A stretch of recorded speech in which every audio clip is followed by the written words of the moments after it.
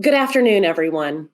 Whether this is your first Small Business Forum or 40th, I want to thank you for joining us today and over the course of the week.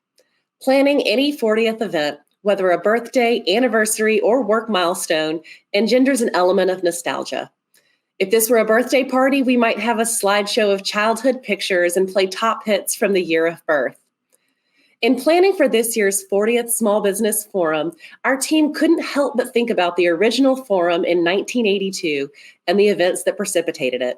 So please humor me today as I paint the picture of then and now, photos and all.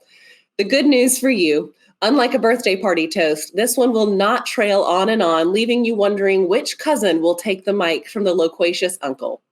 So let's take a Polaroid snapshot of 1982. In 1982, the country was in the difficult days of the Cold War. Cal Ripken Jr. played the first of his record-breaking 2,632 consecutive game streak, and Michael Jackson released Thriller, which went on to become the best-selling album of all time.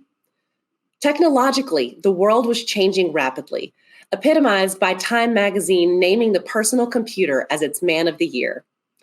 This was the year that the market met technologies like the Commodore 64 home computer, compact discs, better known as CDs, and the world's first artificial heart. Economically, the country was reeling from the 1980 to 82 recession, culminating in the bear market of 1982. The S&P bottomed out on August 12th at 102, and the country was grappling with over 10% unemployment. Demographically, entrepreneurship and business ownership were beginning to change following legislation that passed in the 70s. The Equal Credit Opportunity Act of 1974 guaranteed women the right to get a credit card or obtain a loan separately from their spouse, opening the doors to women running their own businesses. A few years later, the Community Reinvestment Act of 1977 required financial institutions to serve all segments of their communities, improving access to credit for minority entrepreneurs. So let's hit fast forward. Since 1982, quite a lot has changed. As the Time Machine of the Year awardees signaled, computer-based technology proliferated, fueled by the growth of venture capital in Silicon Valley. Fast forward a few more years, in 1966, Congress responded to increasing national capital raising activity with the National Securities Markets Improvement Act to promote more efficient capital formation, simplifying many aspects of pre-IPO capital raising. 6 years later, in 2002, as the public markets were reeling from corporate scandals, Congress passed the Sarbanes-Oxley Act to restore investor confidence in financial markets through increased requirements for independent auditors and public companies. Following the Great Recession in the late 2000s, the 2010 Dodd-Frank Act brought with it a flurry of 67 SEC rulemakings, dozens of studies and reports, and 5 new offices within the agency. Just 2 years later, in 2012, Congress responded to declining numbers of small businesses and public offerings with the Jobs Act, creating a new crowdfunding exemption, carving a pathway for general solicitation offerings sold to verified accredited investors, and encouraging more companies to go public as emerging growth companies. In between those landmark pieces of legislation, the Commission was busy responding to changes in our markets and updating our rules. And each year, you and other members of the public gathered to provide feedback to Congress and the Commission, helping us hone capital formation policy to meet the needs of entrepreneurs and their investors. So let's come full circle to year 40. Undeniably, a lot has changed in the 40 years since 1982. Our markets have grown and technology has taken on a whole new meaning. Yet, much remains the same. Albeit under different circumstances from the early 80s, today we are looking at job losses and fundamental transformations of society, consumer behavior, and business operations in response to COVID-19. One thing remains constant. Just as in 1982, we are again looking to entrepreneurs and their investors to lead the charge forward. Case in point, the technologies that are allowing us to meet virtually throughout this pandemic were built by entrepreneurs, and the vaccines allowing us to exit this pandemic were made possible by our capital markets. Entrepreneurs and investors are building the future in which we want to live, pushing it into new frontiers with solutions that we need. It is our job, the public and private sectors working together to make sure that capital is inclusive, accessible, and scalable for these visionaries. That requires access to capital for startups and angel investors honing their MVP, for growth-oriented companies and venture investors scaling their business model, and for mature companies and public investors operating with a long-term vision.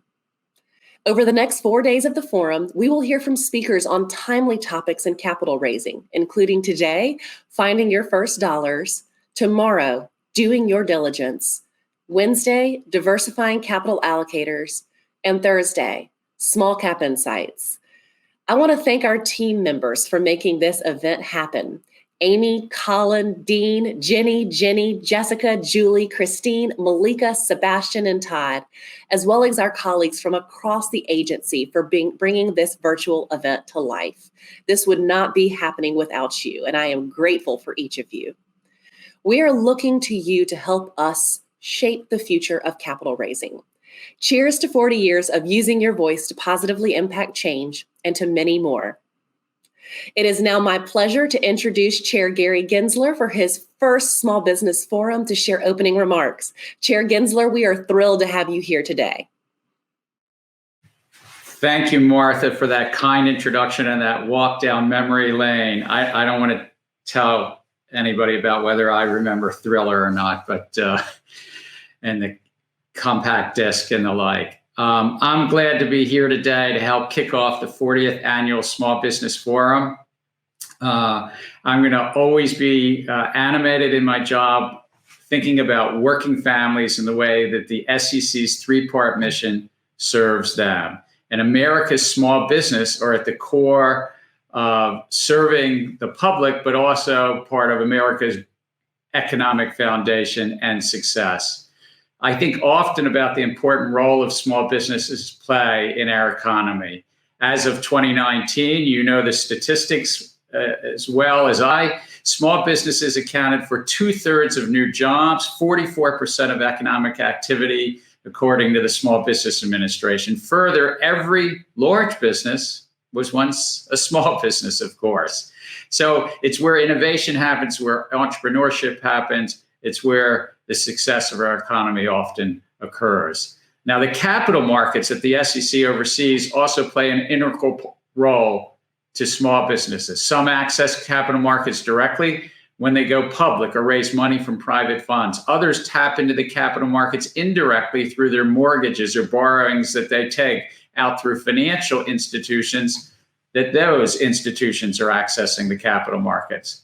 So one might say that small businesses also, if I might alert you, are in my blood. My grandparents, 3 of whom didn't even go to college, or none of them went to college, but 3 didn't even finish high school, had small businesses. They came to this country and they started some things to support their families. My mom, she grew up above her family's business, a quintessential corner grocery store in Baltimore. My dad's parents, a little less successful actually, but they had a bar in Baltimore that they ran. My father, Sam, was the first of his parents' children born here in this country. And family lore is that he was even named because my grandmother liked Uncle Sam. She was an immigrant to this nation. But when he was at a high school or was in high school, a shop teacher noticed that he was a good mechanic. And so to earn a little pocket change during the Depression years, he started working on pinball machines after school. Today, I know you'll be discussing how small businesses find their first dollars. In my dad's case, he never went to college, as I said, but he used his mustering out pay from World War II to buy up some used vending machines, fix them up, sell them, buy a few more machines, fix them up, and started to build a family business. It never got that big, never more than 35 people. And though he never directly accessed the capital markets, the banks he borrowed from, they probably did. And the 400 locations where he had vending machines, there's small businesses too, mostly bars and small diners in Baltimore. The ownership of these places was as diverse as you can imagine across Baltimore. That's why I've also long believed that business owners deserve access to capital markets to fund their entrepreneurial ideas and innovations, regardless of their race, their gender, geography, their educational backgrounds, any other factors. And I know that's a key part of the office's work. So I look forward in this 40th forum, I look forward to your recommendations and your ideas that come out of your discussions, how to promote those first dollars invested, how to promote small businesses' access to capital across the full diversity that is reflective of our great nation, and how the SEC can facilitate capital formation for small businesses. I thank you for representing the interest of small businesses in America. I look forward to hearing more about the work going forward. I thank you, and I turn it back to you, Martha. Wonderful. Thank you very much, Chair Gensler. I think it's safe to say that you are making Sam proud with the work that you're doing on behalf of small businesses in your role as chair. It is now my pleasure to turn it over to Commissioner Hester Peirce for opening remarks. Commissioner Peirce. Thank you, Martha. And it's wonderful to hear stories like the one that Chair Gensler just told. I'm pleased to be here today on the first day of our 40th Annual Small Business Forum. These events are a really great opportunity to bring people together to discuss the nuts and bolts of capital formation, a topic of heightened importance this year as the economy begins the long transition back from virtual to in-person. With that transition, we hope that small businesses that have held on through the pandemic will regain momentum. We also look forward to seeing new businesses, the brainchildren of entrepreneurs stuck at home during the pandemic, get off to a strong start. One of the few upsides of the past year was that people got a chance to spend time doing things they might not otherwise have done. I have been a bread baker for as long as I can remember, so I enjoyed watching others embrace my hobby during the pandemic, and I particularly admired those who took on the challenge of making sourdough bread. My experience with sourdough starter was short-lived. In law school, I shared an apartment with a very small refrigerator and 2 roommates. Rather than studying the law, I focused on learning to make sourdough bread. I made my own starter, which I then stored in a yogurt container in the fridge. One morning, a distressed call from one of my roommates alerted me to the unfortunate fact that the starter, overly alive, had popped the lid on the yogurt container and spread itself all over everything in the fridge. Bad for roommate relations, but probably good in the long run. I ditched the sourdough experiment and turned my attention back to legal studies. A week ago, however, a friend gave me a new batch of sourdough starter, so the experiment is about to begin afresh. Not surprisingly in my mind, and likely I'm not the only one to think of this, sourdough starter has parallels with capital formation. You have to find the first dollars, your starter money. Maybe you create it yourself from your own savings or personal borrowing. And often this early money comes from people you know. That initial capital breeds more capital, but to keep the business alive, you have to feed it with fresh capital, much like an aspiring baker has to feed sourdough starter with flour on a regular basis. Just as my friend gave me some of her starter, along with some advice about how to use it, a founder over time may be able to take some of the money she pulls out of the business and pass it along to other people, along with advice about how to start a business. That chain then continues. A successful business appropriately fed with capital can be the seed from which many other businesses in the founders community grow and prosper. Both new and existing businesses need capital, and the discussions over the next several days will help us to think about what we at the Commission can do to facilitate capital formation. I anticipate that some of these recommendations, having been discussed at the forum in prior years or elsewhere, will not be new. I hope to hear the thoughts of forum participants on the following and any other ideas that people have. So I'd like to hear about accredited investors. We laid the groundwork last year for allowing people to qualify as accredited investors based on sophistication, proved not by wealth or income, but by education, examination, or experience. We need to build on this foundation, so people should be coming to us with suggestions of educational credentials, exams, or professional certifications and designations that could serve as the basis for accreditation.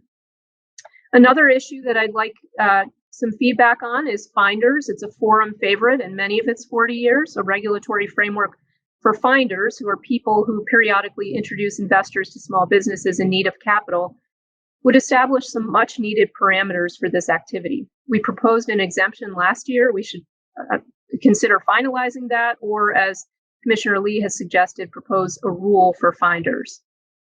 Another issue is a micro offering exemption, which would make it easier for small businesses to locate early money. This would be a streamlined exemption that would allow small businesses to raise $250,000 to $500,000, subject to the anti-fraud provisions of the securities laws and a requirement to notify the SEC of reliance on the exemption. Crowdfunding is another area that I'd like to get feedback on. It seems to have been relied on more during the pandemic, in part perhaps because of temporary relief that we provided from certain crowdfunding requirements. And recent permanent amendments to the crowdfunding rules are also now in effect, which should further spur the use of this capital raising tool.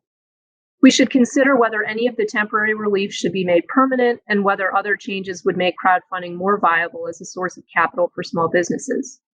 Another area I'd like us to look at is modifying the qualifying venture capital fund exemption under Section 3C1. We should consider increasing the cap from 10 million to 150 million and increasing the allowable number of investors from 250 to 600 as recommended to us last week by our Small Business Capital Formation Advisory Committee. Another area we can consider is expanding the scope of qualifying investments for venture capital funds. Again, the Small Business Capital Formation Advisory Committee made a recommendation along these lines last week, but revisiting what constitutes a qualifying investment could make it easier for venture capital funds to support small businesses. Thank you to everyone who will participate in the forum, including the panelists in the panel coming up right after this, Finding Your First Dollars. As important as the upcoming days will be, small business capital formation deserves our continued attention, so my door is always open for anyone who wants to talk about these issues throughout the year, and maybe I'll even have some sourdough bread on hand for visitors to sample. Thank you. Wonderful. Thank you very much, Commissioner Peirce. I think that we share excitement, at least I do, about warm sourdough, as well as the businesses coming out of this pandemic. You'll see for those who are in the event portal right now that there are some polling questions and some observations. We want to learn more about you and the perspectives that you bring today as we head into our panel discussion. Before we introduce the panel and dive in, I want to provide you with a framework for how you can engage. This is, after all, only the second time in the 40-year history of the forum that we are hosting this event virtually. For those who have questions for our panelists, we're going to have a Q&A at the end of the discussion, and you will potentially have the opportunity to ask your question live if you're interested in doing so. Information about that is on the event page. And I want to thank you all for your thoughtful submissions of policy suggestions and priorities in advance. If you have additional policy suggestions that are relevant to today's topics, please feel free to chat those into the team and they will be added.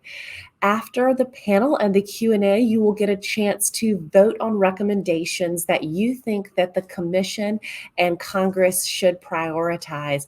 The poll will be visible throughout the discussion for reference, but we won't actually have it so that you have a chance to really benefit from the discussion. You won't lock in answers and actually start voting until later. I love looking at some of the results that are coming in. It looks like of those who are here participating that have raised capital, 79% of you have raised using friends and family, which I think goes to the importance of that sourdough starter and those first connections and that community around you. So again, I appreciate each of you being here today. It is now my pleasure to turn the discussion over to Charlie from the SEC's Division of Corporation Finance to lead our panel on finding your first dollars, navigating your way to raising early rounds. Charlie, thank you very much for leading this panel today. I'm going to leave it to you to kick off the discussion. Great. Thank you, Martha. Hi, everyone. I'm Charlie Guidry, and it's my absolute pleasure to moderate this panel discussion, Finding Your First Dollars. Welcome. Briefly about myself, I'm a lawyer, as Martha said, in the Office of Small Business Policy. We are located within the SEC's Division of Corporation Finance. What do? The Office of Small Business Policy assists companies seeking to raise capital through exempt or smaller registered offerings. We participate in and review and assist the Commission's rulemakings and other actions that may affect small businesses. So that's sort of us in a nutshell. But moving on to what you're here for, today's panel is a special one for you. With us are three guests, Max Tuckman, Chandra Washington, and Megan Holston Alexander. And before we really dig into, getting with these women and questioning them, we'll just have each of them talk a little bit, give a quick intro of themselves. Megan, can you lead us off and tell us a little bit about yourself? Yes, absolutely. Thank you so much for having me here. I am very excited about the 40th Small Business Forum. I think it's going to be a wonderful kind of set of content and information for the folks attending. So thank you for having me. As Charlie mentioned, I'm Megan Holston Alexander, and I am a partner at Andreessen Horowitz, a venture capital firm based in Silicon Valley. And I focus specifically on the Cultural Leadership Fund, which is a strategic co-investment vehicle inside of Andreessen Horowitz. So I'm excited to talk to you all today about our work and how we think about the work of small businesses. Thanks, Megan. Chandra, tell us a little bit about yourself. Hi, friends. My name is Chandra Washington, and I am an on-demand CFO, strategist, advisor to startups and small businesses. I started my career as a technology investment banker, and now not only do I advise startups, but I'm very passionate about creating content and opportunities for startups and small businesses to talk about their business and learn from each other. So I'm super excited to be here to continue that work. Thank you, Chandra. And we're definitely going to follow up on your Clubhouse your Clubhouse chat room and talk about that. Max, your turn. Can you tell us a little bit about yourself? Max, I think you may be on mute. You all right? Thank you. There you go. I was trying to make sure there was no ambient noise, and then I just muted myself. But hey, everyone, I'm Max. I'm the CEO and co-founder of Caribou, which is an amazing ed tech company. But before founding the ed tech company, I've been trying to get to educational equity through whatever means I could. And that meant working, as the executive director of Teach for America or at the Gates Foundation, even going to becoming a White House fellow at the Treasury Department, working for Mayor Bloomberg, even got an MBA and MPP in educational, equity, and most importantly was a 12th grade teacher here in Miami-Dade County Public Schools in Liberty City. And through all those experiences, ended up getting to EdTech. So excited to talk more about how to fund EdTech. Max, I love your story. I too am a former high school educator, and so I love it when teachers just keep expanding and keep helping. And the success that you've had in raising capital is something that I know many other founders want to experience. You are the first Latina founder to raise $1 million using regulation crowdfunding. You are the 59th Latina in the US to raise over $1 million in venture funding. I know our audience is looking forward to, I know I am, your insights on finding those first dollars. So a few questions. We'd love to hear more about what Caribou is. You spoke briefly, but just tell us more. And B, relatedly, how did you go about, when you were seeking to fund Caribou, how did you go about learning the ways that you can raise capital? And maybe what factors did you consider when you were looking for those first dollars? Yeah. So Caribou brings families together in virtual play dates. It's an interactive video call where you can play, read, and draw together with a little one in your life. So if you can only imagine, on March 14th, 2020, we 10x'd the company overnight because of the demand for a better video call with young kids. But we didn't start there. We thankfully were kind of the definition of luck, right? We had the preparation meeting the opportunity, and we were able to expand like we did. But those first years where we were trying to get people to understand why you would want to have a better video call with those who are not as excited to be on a video call without playing or without coloring or without drawing. When we first started to look for capital, you're a startup, right? So you're like, oh, I have to go for venture capital. And you start having those conversations and you realize, whoa, I am way too early for venture capital. So you start going to friends and family if you have friends and family, but not all of us grew up in communities where we have access to friends that can write a $10,000 check.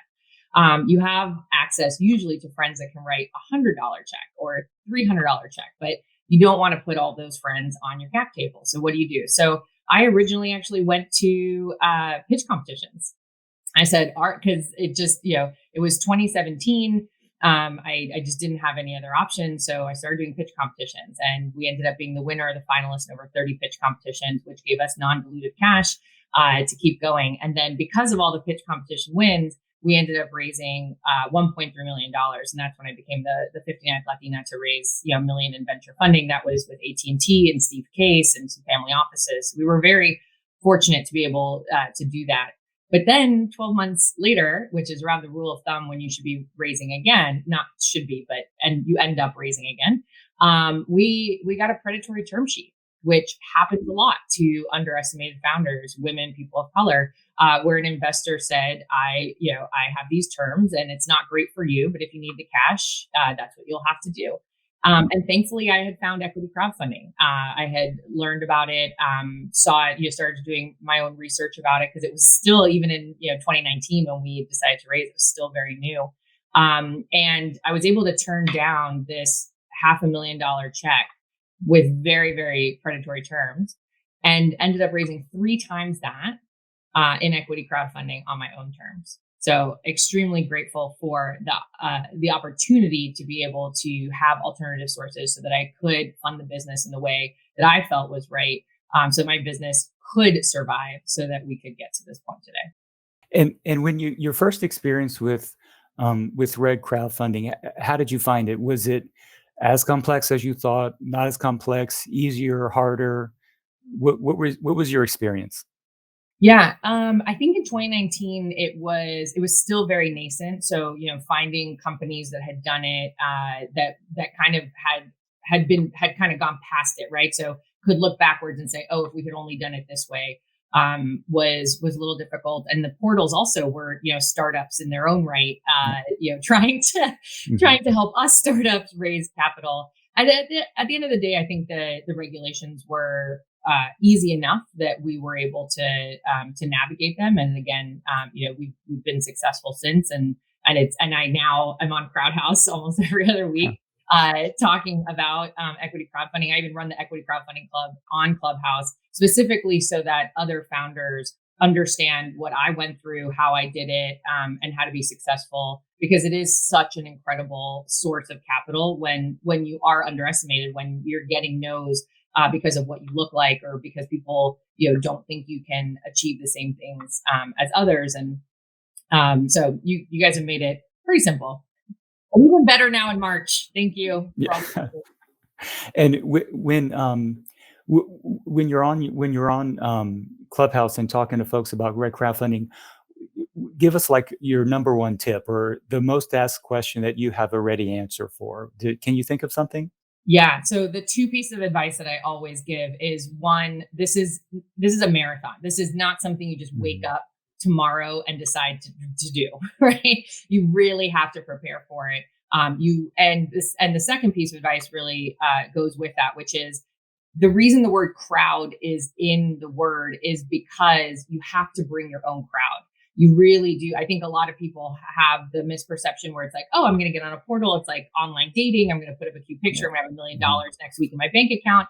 And that is so far from the truth. So my job, I feel like, for other founders is to make sure that they're prepared, that they're, if they don't have that strong crowd, to start building that strong crowd. Take the 3 to 6 months to really bring that crowd, because that is, and, again, this is the whole point of it, is that you can bring people in your community, people who know you and love you, who maybe can't write the $10,000 check, can come and invest in your business.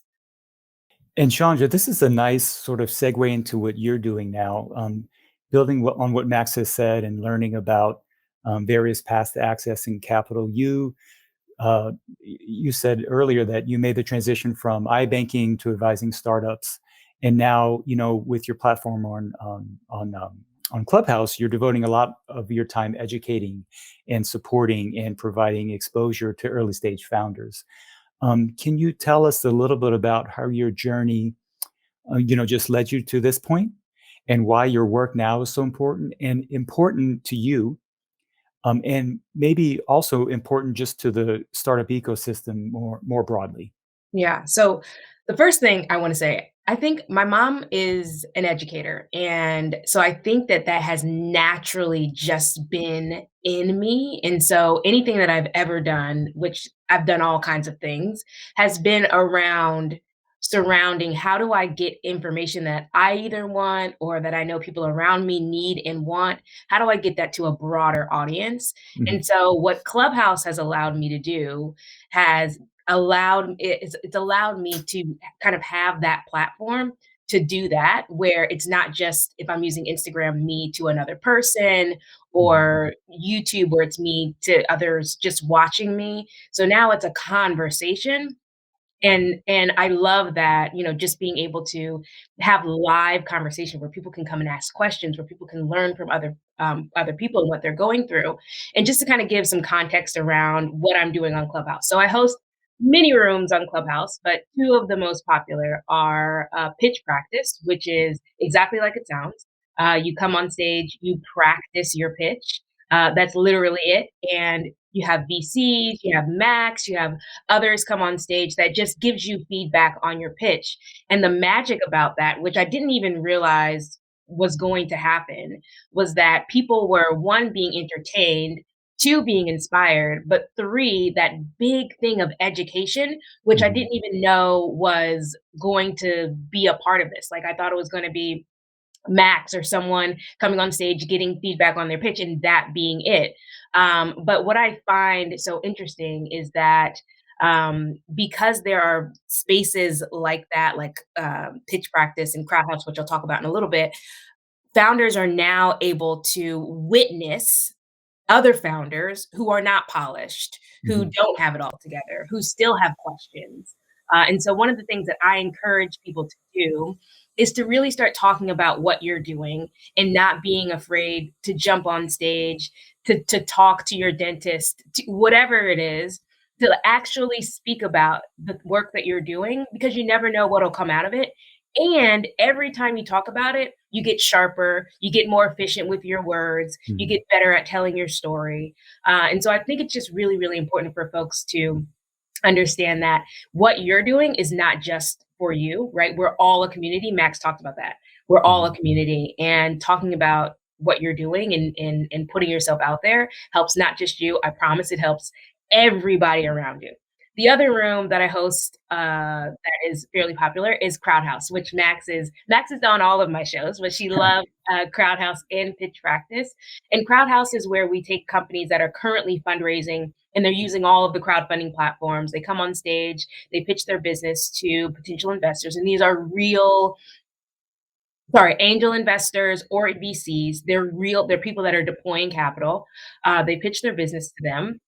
We bring people on stage because the whole point of that show is to help really new investors understand the types of questions they should be asking founders when they're thinking about potentially investing in startups using a crowdfunding platform. But then it also helps other founders know how to present their company, know what types of questions they're going to be asked if they were to be in an investment meeting. And so we bring them on stage, they pitch their business to investors. We bring folks on stage that are in the audience that are just thinking about, like, should I invest in this company? I've never invested in a startup before. How does this work? Mhm. So then you get to ask the founder directly your own questions. Mhm. And we've raised over $100,000 for founders doing that. So social media just in general is really, really important for founders, I think, and for the ecosystem, because it allows you to not be siloed. It allows you to really, really work within community and learn from each other. And I know the question was also about my journey. And just Mhm. to kind of talk a little bit about that, as an investment banker, I was sitting in a room, we were at a client meeting, and there was just all of this very nuanced little nuggets of information that was being passed around. And I was like, wait a minute, if this is happening in finance, that it has to be happening in marketing, it has to be happening in product development. And so I kind of started TBC as this educational, again, back to my mom Mhm. being an educator. I started TBC as this educational, it was a 1-day accelerator where we'd bring companies in and we would have them kind of get this 360-degree analysis. And when I think back to how I started TPC and what I'm doing now, it's all around the same thing. It's all around education, it's all around community, and it's all around just really kind of taking the veil off of what building a company is like, or what it is to get investment, or what it is to even interact with investors. I think that taking the veil off is so powerful. It's as almost like there's the magic circle of knowledge that maybe folks think that they can't access or only a few people know. And you were just ripping that apart and saying, that's not the case. The knowledge does exist. Here it is for you. Let's talk about it. Let's learn about it. So powerful. So powerful. So Megan, we talked about crowdfunding. You sort of live in a different world of capital raising. You moved from the nonprofit arena into venture capital, and looking at the work you do with the Cultural Leadership Fund, you are looking to address some of the issues that Max and Chandra have identified, but maybe from a different angle. You're looking to sort of connect cultural leaders to tech companies and enable more African Americans to enter the tech industry. So can you just talk to us about your transition into venture, and maybe also tell us about the work you do with the Cultural Leadership Fund Network? Yeah, absolutely. So Chandra, I need to come in Crowd House. I don't know how I've missed it on Clubhouse, but I'm going to find it and make my way in. But yes, so I started my career on the nonprofit side, and most recently the nonprofit I worked for was called All Stars Helping Kids, and it's funny because we kind of term ourselves as venture capital for nonprofits. And before I really knew what venture capital was, I was like, okay, that's cute, venture capital for nonprofits, whatever that is. But essentially, the way that we functioned is we take new nonprofits, innovative nonprofits that are in the Bay Area, and we give them funding over the course of 3 years. And in addition to that funding, we give them support from branding to how to build your board, to how to raise more funds, et cetera, with the hope that after those 3 years, they'll later be able to go on and raise capital from larger foundations. They get those metrics under control. They figure out how they're growing. They figure out how to kind of gauge, their success and their outcomes. And it wasn't until I went to business school that I actually really learned what venture capital was in real life. I was like, oh, I've done this already. I know exactly how it works. And I truly, truly, during those 2 years of business school, fell in love with finance. And it had never been something that was on my radar in a realistic way until I went through that experience. And so once I got into venture capital, I was really, really committed to serving similar types of folks that I had served before. And in addition, being from Montgomery, Alabama, which many people know as the home of the civil rights movement. Down here, my dad was an entrepreneur. There's so many opportunities for people here to create their own businesses because we've really had to build from the ground up after the civil rights movement. So I've known entrepreneurs, my whole life. And the way that we work in CLF is really, really interesting. So as I mentioned, we are a strategic co-investment vehicle inside of Andreessen Horowitz. And so we invest alongside the firm. We've got two core missions. So one, connecting the world's greatest cultural leaders to the best new technology companies, and two, getting more African Americans into the tech industry. And that first mission of connecting the world's greatest cultural leaders to the best technology companies, when we say cultural leaders, we mean the world's greatest entertainers and athletes and musicians and C-level executives and your favorite, TikTok creators, anybody who kind of creates culture and drives what's interesting and cool. These are people who are excited about technology and they're excited about innovation and they want to play a role in how it advances and a role in ownership. And I think when we think about doing, this work around kind of social justice in business and investing, there are a number of different routes to take. And one of them is getting more diverse investors on cap tables. And so we lean in really heavily to that part of our work. And we create opportunities for, these cultural leaders to partner with our portfolio companies and do branding work or join the advisory board, right? We want people of color in these spaces to lend their voice and really help diversify these companies early. And then the second mission around getting more African Americans in tech really is around creating a network of a number of different people who are working in this space, from other Black investors to Black founders to Black talent, which we've been focused on very heavily for the last year. Getting more people and their voices into these companies early is just absolutely critical. And we lean into the talent in a couple of different ways. So one, we have a nonprofit strategy. Obviously, I said I used to work in nonprofit, but 100% of our management fee, 100% of our carry, so all of our earned profits from our fund are donated to a set of nonprofits that are specifically focused on that mission of getting more African Americans in tech. Because the reality is, diversity in tech is not a new thing, right? There have been organizations working on this for years and years and years. And so we wanted to be sure that we were using our resources to bolster support for those groups. So whether it's, we have a organization that works with high school students, giving them their first foray into tech, right? These are the job opportunities. These are the pathways. If you want to start a company, your own business, this is what it could look like, all the way up to, organizations that are helping upskill and reskill folks who've maybe done a different job their whole life. And now they want to take advantage of the opportunities in tech or start their own business. We want to be able to support that. And so kind of in addition to that nonprofit side, we also have a talent strategy where, we are trying to diversify teams early. I think as we've seen, in technology, as companies get so big, it's really hard to roll back and figure out, well, where are all the Black people? Where are all the women? Where are all, the veterans? And so we felt like we wanted to try to help play a role in helping make our companies as diverse as possible, as early as possible. So we created this open source network of talent where people can come and say like, hey, these are my skills. This is what I'm interested in. I want to be considered for roles at Andreessen Horowitz portfolio companies. And we have brought in a number of people. We've created this gigantic network where we want people to plug in early, because we know at the early stage, when you're a seed company or Series A, you always hear people say, I was employed 12 at Slack, or I was employed 22 at Facebook. We need more Black employee 22s. And so we're working very diligently to try to do that, make them as diverse as possible, as early as possible. And really that's the long version and short version of our work. And, I would say on the founder side, one of the things that, I created a couple of years ago was called When Founder Met Funder. And a lot of times we've learned that one of the biggest kind of barriers to women, and specifically Black women, raising capital is meeting investors. So everybody's heard of the warm intro and how problematic it could be. And so we just wanted to create an event where we just ripped that wall right on down and started connecting Black and brown women directly to investors. And so, like I said, there's a lot of slices overall to this work: investors, founders, talent, and we want to try to lean into a couple as much as we can. Awesome.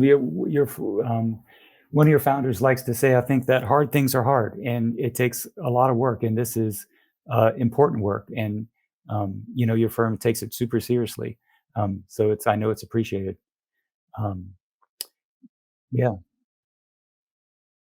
Oh yeah, absolutely. Max, let's come back to you. In a recent interview you gave this year, you talked about feeling vindicated after Caribou's recent growth and recognition. And recognition, like you guys, one of Apple's best apps, named Apple's best apps in 2020. Tim Cook is tweeting about you guys. So like some, serious recognition. And you felt vindicated in part by you guys are run by Latinos. You're women led. You're from Miami. I think vindicated was such a great word to use here. Let's talk about those three: run by Latinos, run by women, not in Silicon Valley. Can you expand on the challenges that you faced raising capital as Latino owned, as women led company away from Silicon Valley, away from Boston, away from New York? Yeah, I think it's Arlen Hamilton that kind of coined the phrase underestimated, right? It's not it almost there's a lot of diversity that becomes underestimated, right? You can walk in with a physical disability, or you could be pregnant, or there's a lot of things that someone will look at you and say, I don't think that you're going to make it as far as everybody else. And we had so many strikes against us, right? We were building our company. I remember going to Silicon Valley in 2017 and getting a lot of investors who said, if you move here, we'll fund you. And I was like, well, why would I move to Silicon Valley where I can't afford to live or build my business? And when my place of power is Miami, which is my hometown, why would I leave there? And then also, walking into the room as a Latina with my big hoops. Obviously I have white privilege, but it was something that, I even got an investor in one of my pitches to say to me, because my team slide used to be at the end of my deck. And he literally said to me, he's like, oh, you walked in and you were like, and you said you were a teacher. And so the entire presentation, I kind of didn't even listen, because I was like, well, I can't give her $1 million. Like, she's not going to be able to manage this. And then at the end, I see your team slide and you have a Harvard Business School logo. And I was like, oh, okay. And I was just like, seriously? Like, I just don't even understand. And then, or the amount of times that I would do the pitch as the CEO and my male co-founder would get all the questions, right? All of these kind of small, it's death by a thousand paper cuts. Sure. So I don't want us to be the one example of the company that made it, that had a Latina founder, or that was based in Miami, or, is 67% people of color or 50% women. Like, I want us to be, and that's why I felt vindicated, is that I felt like this was the beginning of investors starting to realize, like, wait a second, like, maybe we should give these types of companies a second look, or maybe we should think about them differently, or make sure that we're asking, promotional questions instead of preventative questions. Like, really take a step back and question their methodology and their intrinsic bias, and then say, okay, let me do better next time. Yeah, and intrinsic bias. Thank you for bringing that up, Megan. If we can bring you in here, you've written and spoken about, being a Black girl in venture, and how you've used that identity, your identity, to provide a critical and perhaps missing perspective to the VC community. So thinking about the intrinsic bias that we all have, what are the benefits to the startup ecosystem that your perspective, maybe, or if you don't want to speak to yours, maybe another traditionally excluded minority perspective provides and brings to the table when you're weighing in on whether a company gets VC funding? Yep, absolutely. And can I just say, Max, you just touched my heart, because you were in my life. Because for some reason, people seem to, I went to an HBCU undergrad, and then I did Stanford for business school, and people think Stanford is the one that, like, made me smart. It made me somebody, and the fact of the matter is, most of us, by the time we get to business school are already, pretty centered. We know who we are. We know what we like. We know what we can do. So I really connected to that. Thank you so much for sharing. And for your question, Charlie, I started a Black Girl in Venture while I was in business school, in that summer in between first year and second year. And it was just really to help me try to figure out what the industry was all about. And I started noticing that there weren't very many people who looked like me. Every call that I took, they would direct me back to the same 5, Black VCs. And I was like, we have to put some time and energy into this to help diversify the industry. But I think one of the most important parts about having diverse investors is that it can help a number of things. First of all, like, making good investments and doing good work and getting profits are not mutually exclusive. Like, people, that story is old and it's tired.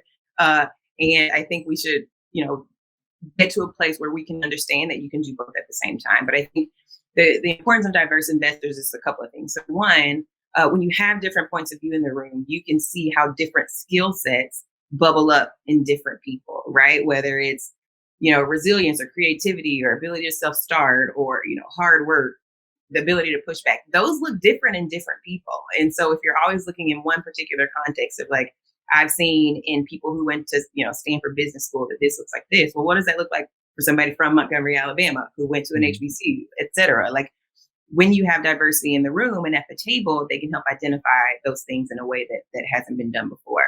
And then kind of along those same lines that I mentioned earlier, when we make investments generally, or venture capital more generally, is we're trying to look for things that change big time consumer behavior. What is going to change the way that people do this thing, or how many times a day to do this, or what's going to stop them from doing that? And a lot of times that behavior is moved by culture. right? Like it's moved by culture. And a lot of times that's Black and brown culture. And so what you want to do is if those are the decisions that you're trying to make, you want to have those people in the room who can identify it. And you don't have to say, I asked my wife or my daughter or my Black friend or my Latina friend. And so having that diversity around the table helps you identify more opportunities for success, quite frankly, and it helps you not miss the best ones. And so we try to encourage, I mean, in our CLF community, diversity again as early as possible because it really does change the game. It must be the case that a lack of diversity on a VC board has caused them to miss some absolutely fantastic opportunities, and they just pass on the funding because they didn't get it. Yep. That's the story. I didn't get it. I couldn't get there. I don't understand. The market doesn't seem big, right? All of those kind of one-liner questions help get resolved when you have a woman or a person of color or a veteran or somebody who identifies as LGBTQ on your panel. And again, when you think about consumer behavior and what songs are cool and the dance moves that people like to do and what they like to wear and how they like to live, those things are driven by culture, and you want to be sure that's represented. Absolutely. I know we have some audience questions lined up, but before we get to those, I want to circle back to Chandra.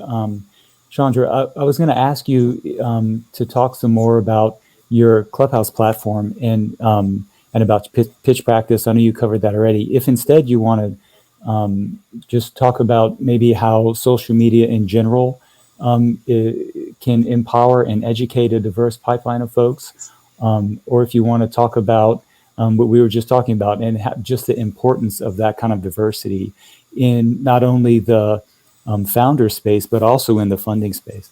Yeah. So the one thing I do want to mention based on what Megan just shared is that not only do they miss out on deals, but they miss out on really, really, really amazing founders, right? And these could be founders that are actually working on a problem that affects everyone, right? Like skincare. But if it's a diverse founder that's presenting the problem, then all of a sudden it's not something that the market is too small, right? And so it's not just about the companies that they're missing out on, but they're actually missing out on founders who are just like natural born entrepreneurs that will be creating companies and value for people for years to come. So I did That's want a fantastic point. That's a fantastic point because how many serial entrepreneurs exist? So many. And so you turn down one because you don't like this particular idea, but your point of, but you just missed an amazing talent, an amazing person. Right. Yeah. Right. And I think that really like hones into that first point around you miss out on being able to identify the skill sets in a different way. Somebody who's committed, somebody who works hard, somebody who's creative and scrappy. Like if you don't have that around the table, you're going to miss it in a founder.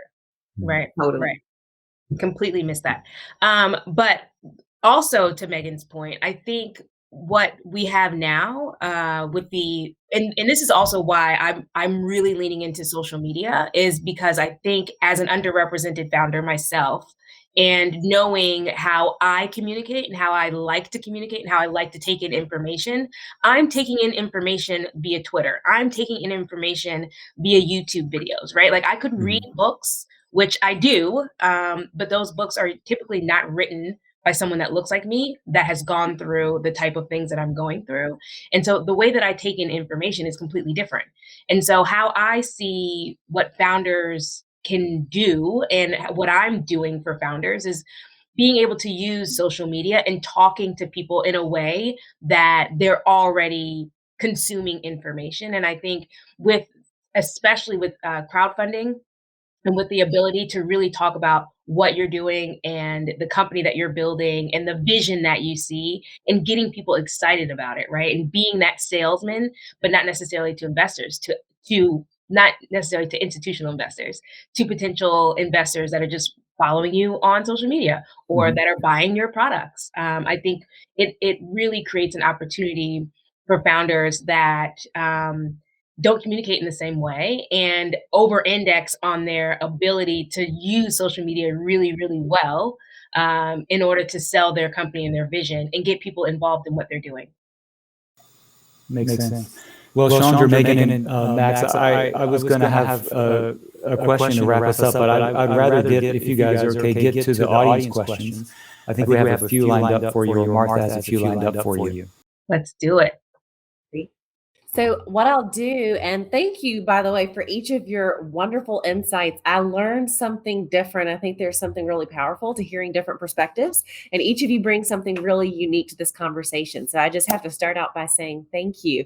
So what I'll do is we're going to go lightning round with these questions so that we stay on schedule and can move into the recommendations discussion next. So I'll direct it to one of you. Feel free to just give the kind of quick answer that you've got, and if somebody else has something that you want to add in, do so. So first question is for Max. So for founders who are looking at regulation crowdfunding, what is the difference between the retail investors that you're going to wind up having as a part of your company in a crowdfunding deal and the institutional investors that you might find in another type of offering?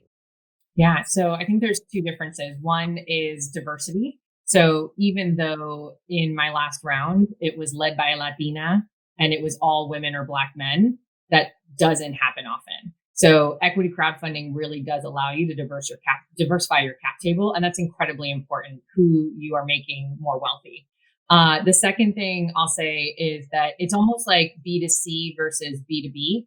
When you're going after institutional investors, you're going after fewer, larger checks. When you're going after equity crowdfunding retail investors, you're going after, it's kind of like Facebook ad marketing. It's like every dollar brings in one person, and it's a little bit more, it's a little harder to manage. Yeah, that's a great answer. Didn't know if anybody else had anything. No pressure to jump in and chime in there. If not, I'll go on to another crowdfunding related question we got. We got a question from the audience, and I'll actually take this one because I don't think any of you want to tackle what do you do if you want to become a crowdfunding portal. The answer to that, and I just love hearing that there are folks who are interested in being the conduits that help capital get into the hands of entrepreneurs. Reach out to us at smallbusiness@sec.gov, and we would be happy to connect you with our trading and markets team as well as our colleagues at FINRA, because there is some process behind it. You can't just go out and set up a website and get off to the races. There's a little bit that needs to be done in advance. I want to ask the next question and start it with Chandra, and you're, of course, each welcome to answer. I think that each of you have highlighted a little bit about personal network challenges, particularly when we're looking at underrepresented founders who may not have a pool of friends and family ready to write big checks. What is your experience connecting investors with founders and the role of finders or someone who can help make those connections?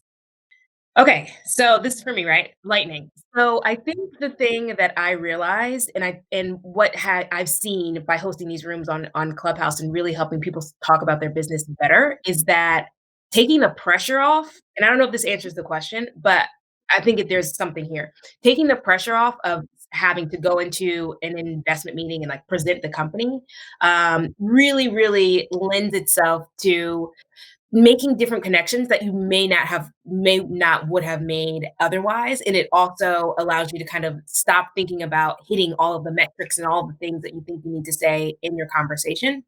And so, I think that just learning how to talk about the business and kind of jumping out there and really, really just start talking, right? And not thinking about, well, I need to say this, I need to say this, I need to say this.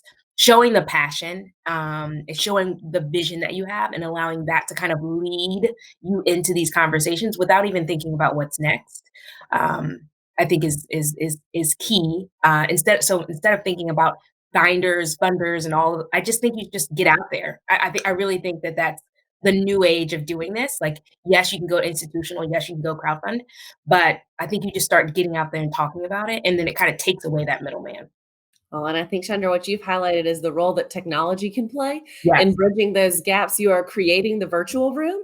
I think for others that are looking at the physical room, wondering how in the world do I get into the room with others? Curious if anybody has any other additional thoughts you want to add in there. Yeah, I was going to say, I want to speak to the people who are like in the middle, right? So there's the folks who have the money who can give it out, and then the folks who need the money, and those of us in the middle who know both sides. It's like There are people in my community from my HBCU network who are starting businesses, or my hometown, and then I get to work in venture capital.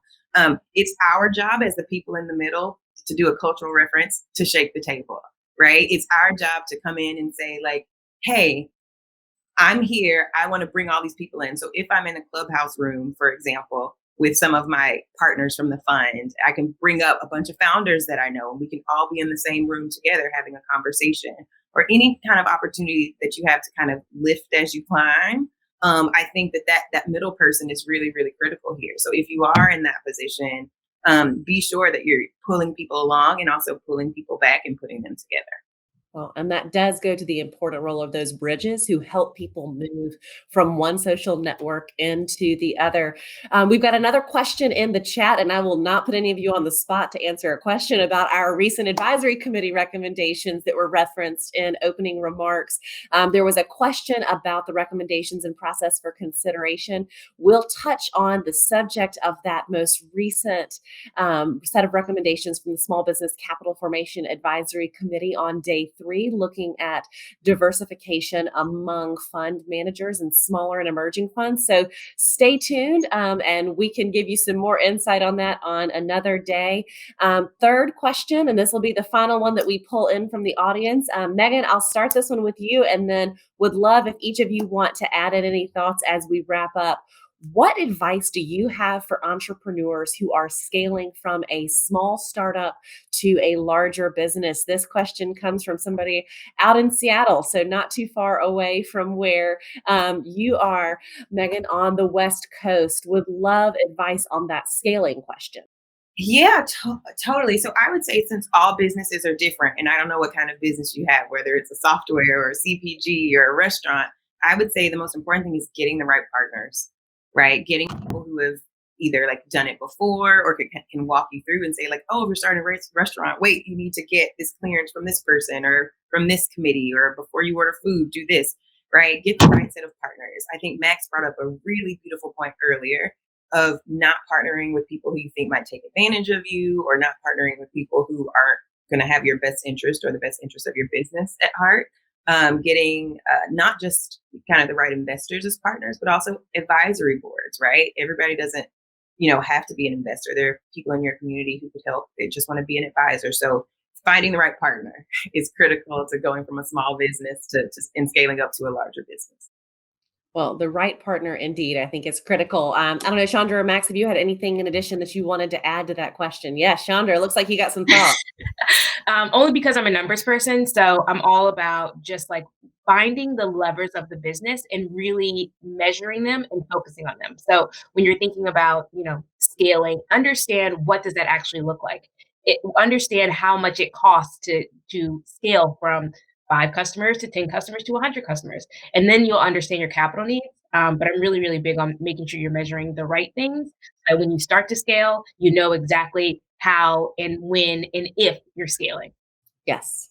Goes to one of the things I love, the measure what matters. Yes. And Megan nailed it with the find the right partners, whether that's your team or the people around you. But I'll just also give advice to this founder that as a fellow founder, it doesn't get any easier. I think I came into this thinking, oh, at this milestone, it'll get easier, but it's just a game of whack-a-mole, unfortunately. So as you're scaling, just really give yourself the grace that this is hard. This is really hard. You're building something out of nothing, and be really proud of that, right? There's not many of us that get to say that we built something that changed the world. But guess what? It's hard. So enjoy both pieces of it. Well, that is a wonderful note to leave on. And because we had the throwback at the beginning, I'm going to rewind and give an SEC standard disclaimer. And it covers you guys as well, that when we're all talking today, we're speaking as ourselves, not necessarily on behalf of the organizations we represent, whether that is your funds or your businesses, or for us here at the SEC, the entirety of the agency. And with that lovely disclaimer, I think it's time for us to dive into prioritizing the recommendations on policy changes from the audience. But before doing so, I want to say again, thank you, Max, Megan, and Chandra. This was an absolutely wonderful conversation, and I appreciate you sharing your insights and your time with us today. I'm going to give a little bit of background as we segue into this next portion of the forum, and just give a little context on what we're doing next for those who are here for the first time, as well as explain the differences for those who have been here, whether for one or for 40 prior forums. One thing that you know as a hallmark of the forum is that this is an important opportunity to influence capital raising policy. It's a forum, it's not a webinar, and a forum means it's a chance for us to get together and hear from one another. The poll that you should be seeing now in the event portal live shows you feedback that was submitted by you and other audience members in advance, as well as during today's event, which our team has consolidated to present to you in this polling format. Based on your feedback from prior years, we changed the recommendations process from an open floor where we heard voices one at a time. This year, we are trying to create a more inclusive environment without a bandwagon or halo effect, which gives you an opportunity to craft your ideas in advance. And as a bonus, it allows you to be a little bit more efficient with your time. So in the polling module that you see, there are recommendations for prioritization. We are asking you to rank the top 5 recommendations, with one being the most important. The topics are going to change each day based upon the focus of the discussion. So join us again tomorrow, Wednesday, and Thursday if you are interested in some of the additional topics. Before we switch into the voting and prioritization module portion of this, as well as closing remarks from Colin Caleb on our team, I want to flag that the poll will remain open after the live video stream wraps for an additional 30 minutes so that you have ample time to consider and submit your recommendations. Final policy recommendations from you will be sent to a report to Congress later this summer. And as registered attendees, you will receive an automatic copy of that report digitally as soon as it is ready to go. So let's get started with voting. And again, thank you, Charlie, Max, Megan, Chandra, as well as Chair Gensler and Commissioner Persh. You'll be able to hear from our other commissioners in the subsequent days of the forum. Thank you.